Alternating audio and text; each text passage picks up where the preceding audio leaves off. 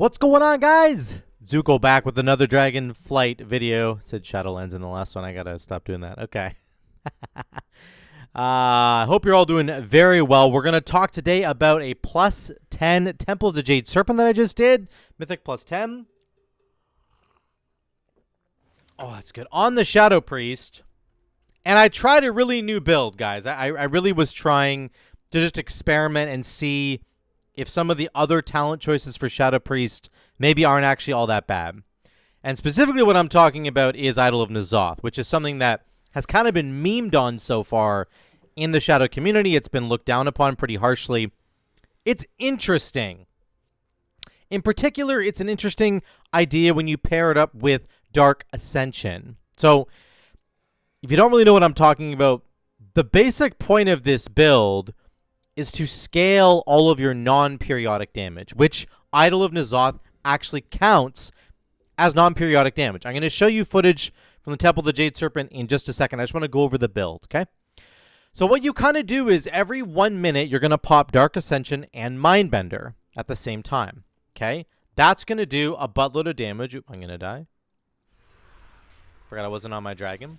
That's going to do a whole bunch of damage together. Now, it's going to be cleaving. Obviously, your Mindbender is going to be slashing.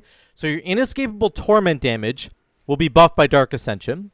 Your Mind Blasts will be buffed by Dark Ascension because it's single target damage. Your Shadow Word Death is buffed by Dark Ascension. Those are both proccing Inescapable Torment. Sorry. Mindbender is doing more damage because of Dark Ascension. And now Idol of N'Zoth, the periodic damage that is called Echoing Void, will also do more damage because of Dark Ascension. Excuse me.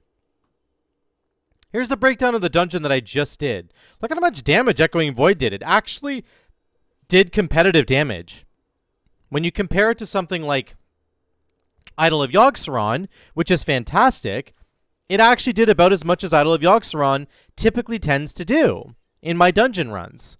I'm not kidding. It did that much damage. So I think Echoing Void, when paired up with Dark Ascension, is actually potentially really, really good because you're getting 25% more damage. And whenever your dots like coalesce and, start going all voidy, then you're getting tons and tons and tons of extra damage, which is really cool. The only spells that aren't benefiting from Dark Ascension are, of course, your dots, Shadow Word Pain, Vampiric Touch, and Mind Sear and Mind Flay, Insanity on single target. So about 4 abilities there, but you're getting like Mindbender auto attacks, Mindbender Inescapable Torment, Echoing Void damage, Mind Blast damage, Shadow Word Death damage, all Psychic Link damage is getting buffed by 25%.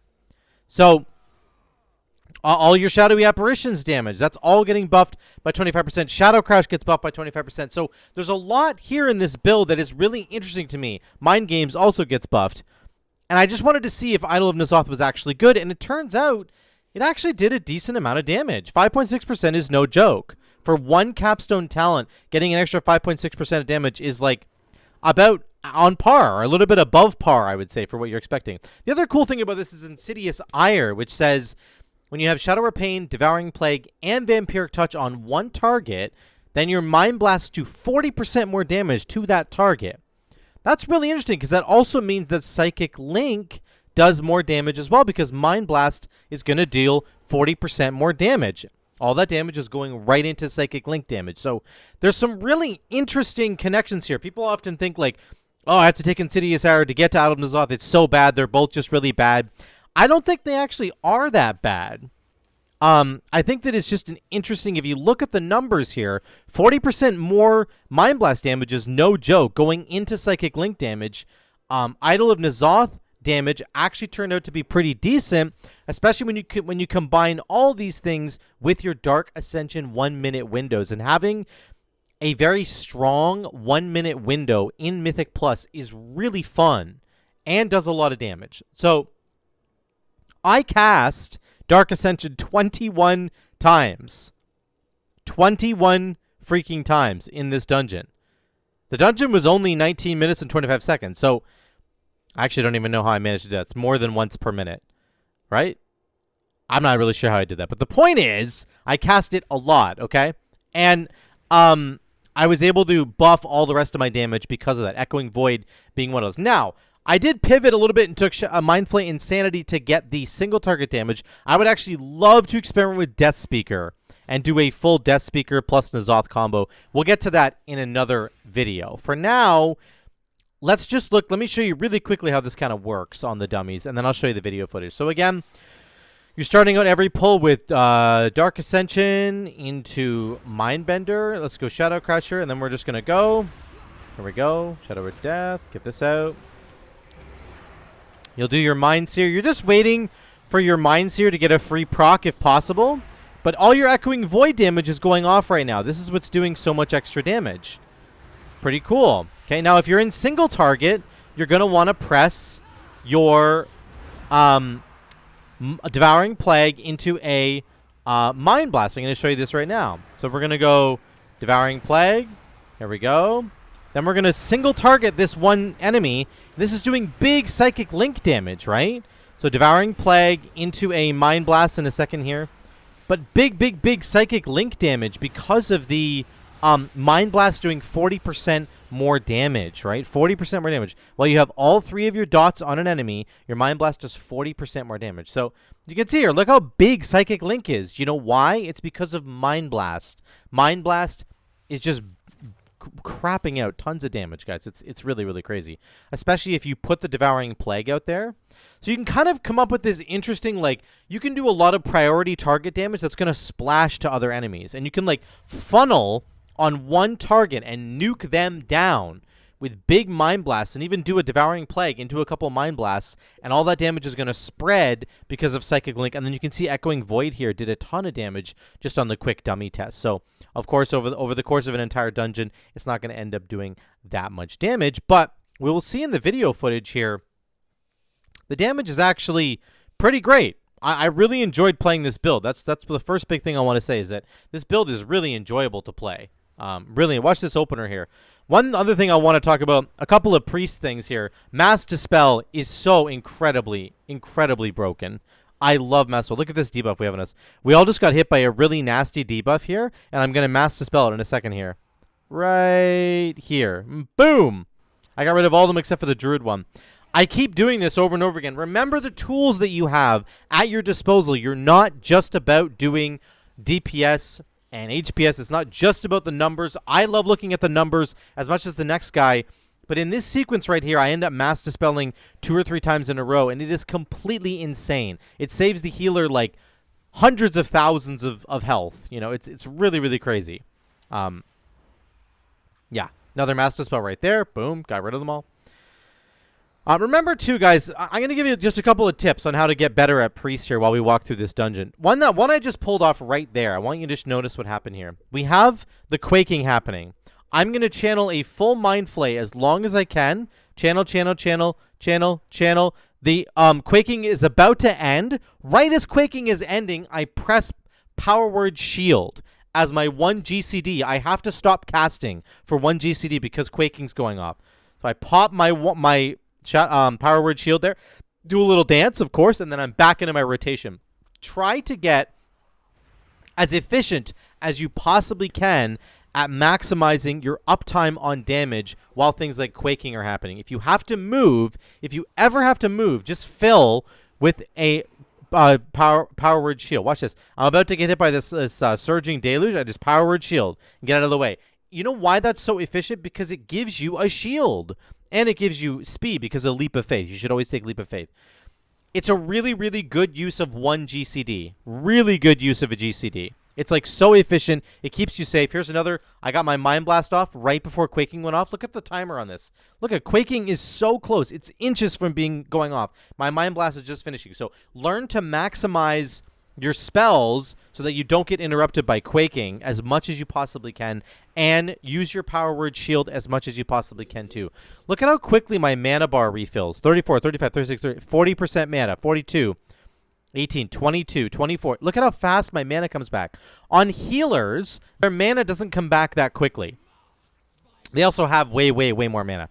My point is, use your mana bar as an enormous resource for you. Use it because it'll save your life if you can use Power Word Shields and stuff as much as possible. Couple of big procs here on Mind Seer. Looking really good. I end up silencing one of those guys. Got some cleave. I would really like to see Death Speaker in this build. I don't mind Mindflay Insanity. I think Mindflay Insanity is actually good. It's actually quite good. I just really do want to experiment with this build with Death Speaker and see what happens, because I think that there'd be something really cool there. Here's another Mass Dispel. Boom, right here. You watch how fast it goes off. Boom.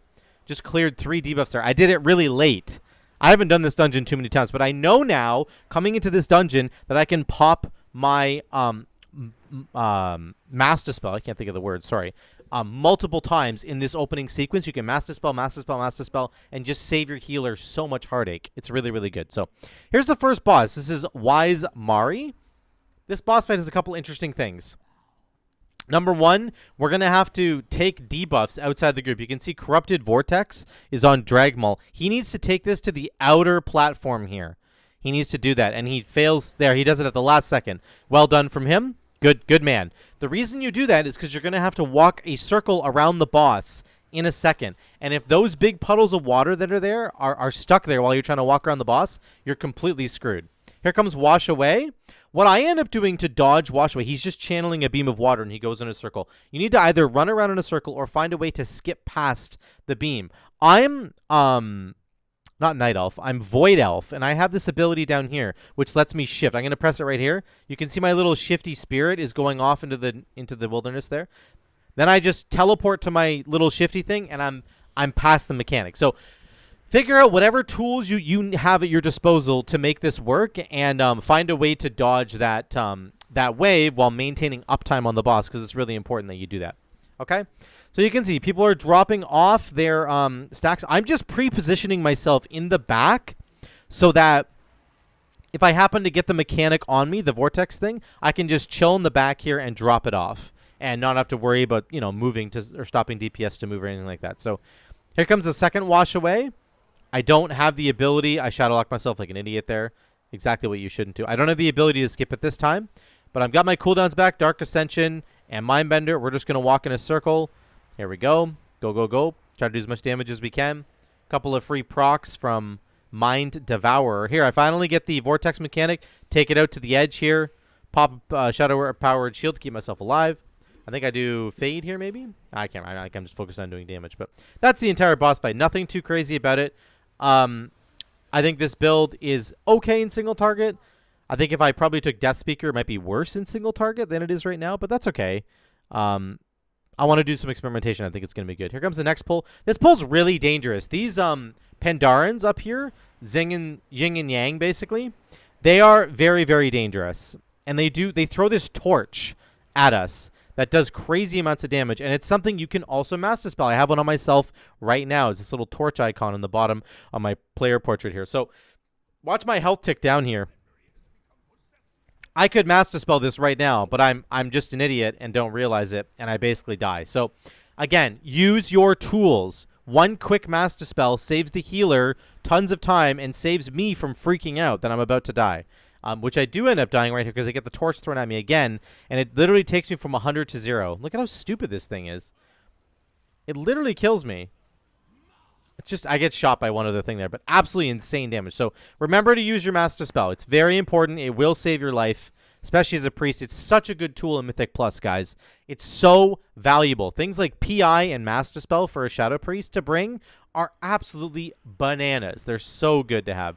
Here's a big pop-off moment here for big damage here. Dark Ascension into Mindbender, into Mind Blast. Mind Blast twice for the cleave. Look at the damage. 80k right now. 80k. Then we have Shadow Word Death. Here's another big tip for doing damage as a Shadow Priest. If you're running this build where you have your Mindbender cleaving, he cleaves off of Shadow Word Death. Remember, you can get a reset on Shadow Word Death if the enemy doesn't die when you cast it on them, but they're within the execute window. So watch this. This enemy is within the execute window. They are below 20% of their max HP. Look at the bar. My Shadow Word Death is glowing. So I know it's ready. So I need to hit this enemy before he dies. I don't want him to die to Shadow Word Death because I want to press Shadow Word Death twice because then my Mindbender will slash twice. So I do Death, and then I get my Death back, and I do it again. And I get extra damage from my Mindbender right there. So really, really good stuff there. That's how you want to maximize your uptime on your on your inescapable torment damage from your Mindbender, and also it just gives you more damage from Shadow Word Death. Now, I should, again, if I was taking Death Speaker, it would be even more important to do that, right? Because Shadow Word Death does more damage. Okay, so that's that.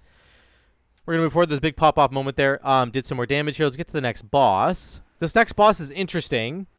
This next boss can be pretty tough to deal with. So Strife and Peril. If you DPS these two guys at the same rate, they will both go immune to damage at the same time, and you will be out to lunch. So you need to DPS one and then switch to the other and then switch back to the first one. That's kind of now I'm multi-dotting here because that's just what our class does. I want to generate extra insanity and stuff. So unfortunately the druid ran me over right there and got rid of my diva. But I'm trying to single target as best I can with Devouring Plague. I'm not pressing Mindseer here. Again, this guy's invincible now. They're actually both invincible now. Look at the shields they have on each other.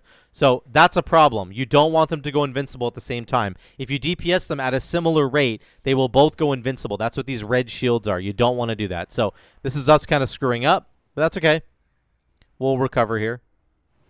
There we go. This one doesn't have a shield anymore, so we can blow him up. We try to just nuke him down without killing the other one too much. And we do end up successfully killing this one here. Then this other guy gets his shield again, his immunity, which is really annoying. But that's okay. We're kind of just waiting around for him to get rid of it. Then we get back to doing damage, and we finish him off. Okay? Now, I could pop Dark Ascension here. Here's another tip. Once again, look at how much health this guy has left. My Dark Ascension and my Mindbender are coming off cooldown. Do I want to press them? Yeah, I do, because they do crazy amounts of damage. Should I press them here? No. Why? Because this mob is not going to last for 10 seconds. 1, 2, 3, 4. Like, he lasts for like less than 5 seconds there. If I had popped my Mindbender or my Dark Ascension's a 20-second cooldown. So another tip for you, just be aware of how long your cooldown window will last. Your Dark Ascension Mindbender window, both of those abilities will be up for about 15 seconds when you cast them both. You'll extend your Mindbender and you'll keep them up for probably an extra 5 seconds. So don't use it if an enemy is going to die in 8 seconds or even 10 seconds. You probably don't want to use it. You want to make sure that you use it when the enemy is going to live for 15 to 20 seconds. That's the ideal kind of time there. Okay, I'm using it right now, and we're able to do lots of extra damage. I'm getting hit by stuff like an idiot, but that's okay. Trying to do damage from over here. Remember to keep yourself safe. Always stay alive. Use Fade all the time. Make sure you have the talent that makes Fade...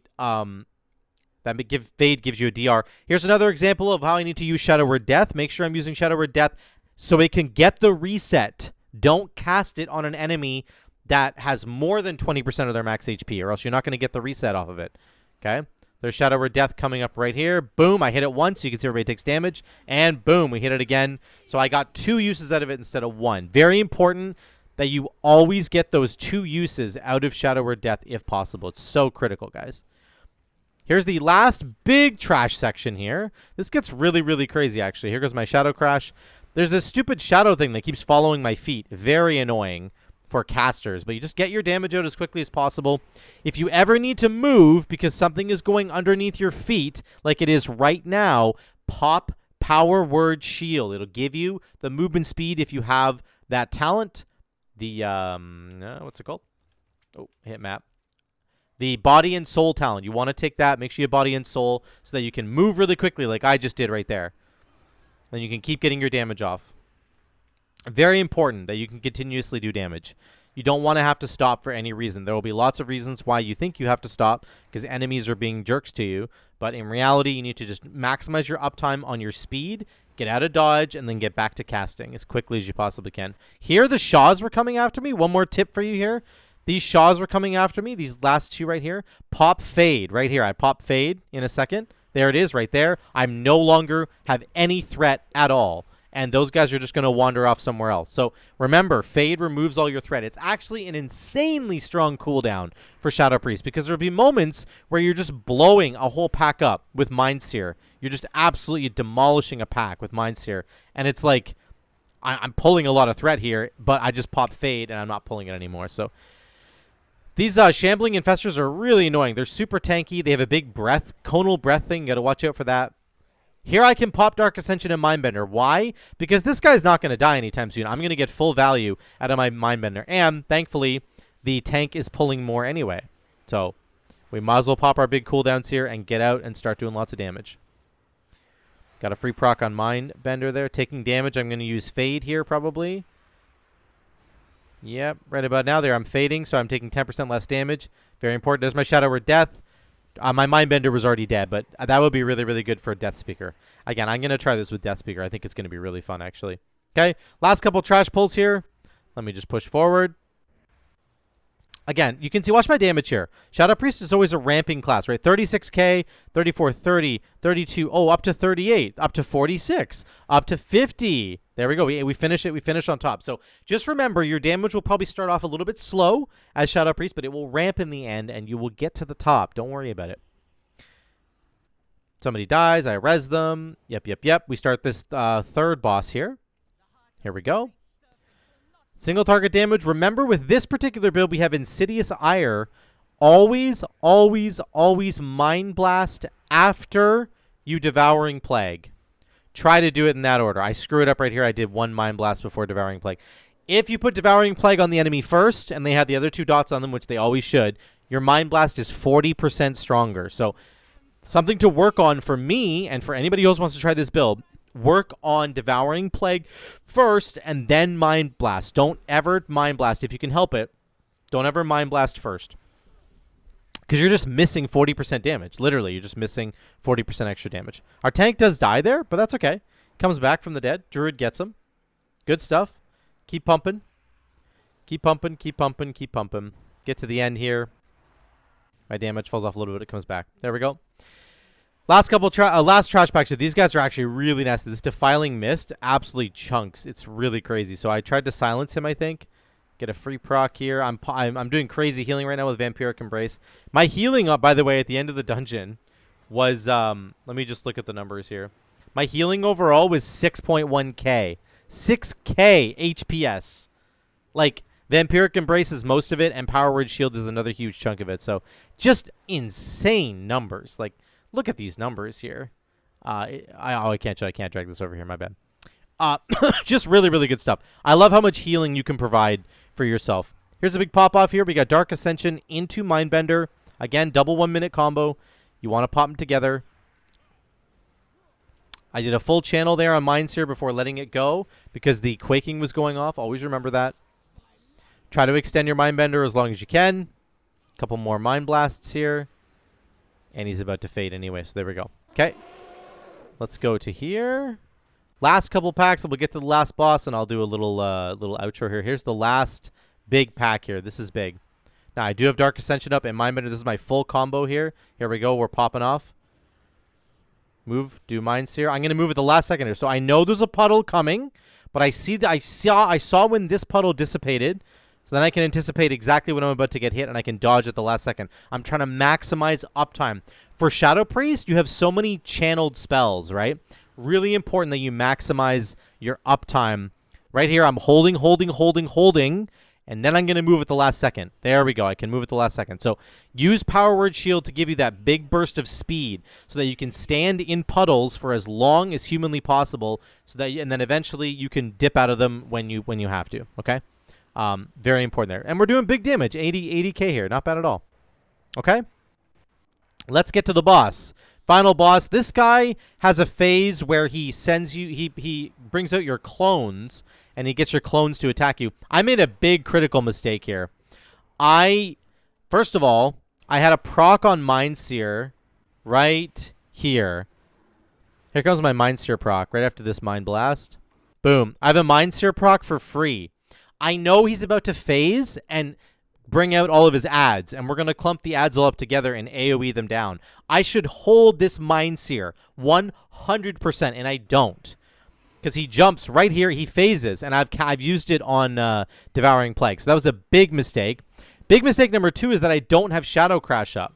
I used Shadow Crash at the beginning of the fight, and I think that was a bit of a mistake. Because if I had Shadow Crash here and the free Mindseer, I would have done so much damage. So I definitely screwed up this pull. Keep those things in mind. Remember how you can do the most amount of damage on a particular fight. Like, we could have killed these ads like 10 seconds ago easily. So remember to do that kind of stuff. But here's the final boss. I'll just get to the end here. We do get our clones one more time. This time I have Shadow Crash up. I'm ready to go. I'm not stupid. There, I send it out right there. I hit almost all of them. Get extra damage, get extra dots going, extra Echoing Void damage, right? Echoing Void, all of our dots are collapsing, which is very, very cool.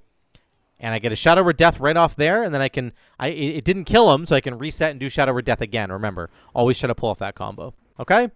And that's it. We get plus 34 rating, and we did about almost 35k overall. So let me just switch back over here. Let me just finish this up by talking one more time about the build really quick, and then I will jump off here. So this build is interesting. I want to experiment with it. I don't think it's necessarily the best build, but I don't think that Idol of Yogg-Saron is like a guaranteed must-take anymore. I used to think this was like you had to take this capstone or else you were trolling, and I don't think you actually have to anymore. There's some really interesting combos here. Idol of N'Zoth and Insidious Ire. You get 40% more Mind Blast damage, and then you get the Echoing Void damage. It all funnels into Dark Ascension damage. So Dark Ascension's giving 25% damage to both these things, 25% damage to Shadow Crash, 25% damage to Psychic Link. The Insidious Ire Mind Blast extra damage is also going into Psychic Link. Your Shadowy Apparitions are doing 25% more damage. Your Mindbender's doing more damage. It's just like all around you're doing more and more and more and more damage. So I think it's really cool, and I think it's an interesting build, and I don't think that Echoing Void should be counted out as being a complete garbage capstone, considering it did 5.6% of my overall damage. I think there's a really good potential case here for this being a good capstone to take. So this is the Idol of N'Zoth build. This is it, guys, and I'm going to experiment with it and go Death Speaker, I think, in my next dungeon and see how that kind of pans out. So let me know what you guys think in those comments down below. I'm going to keep doing more Mythic Plus Dungeons. I'm going to be doing more tonight on stream, twitch.tv/ZukoVibes. Come check out the stream. We're going to be pumping Mythic Plus Dungeons on the Shadowpriest as well. Thank you so much again for watching, guys. I love you all. I'll see you in the next one.